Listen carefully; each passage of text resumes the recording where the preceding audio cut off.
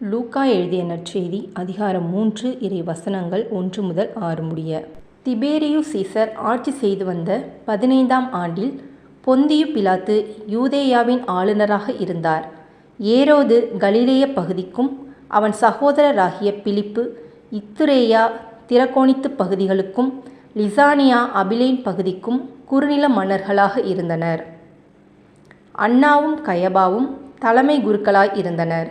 அக்காலத்தில் செக்கரியாவின் மகன் யோவான் பாலை நிலத்தில் வாழ்ந்து வந்தார். அவர் கடவுளின் வாக்கை பெற்றார்.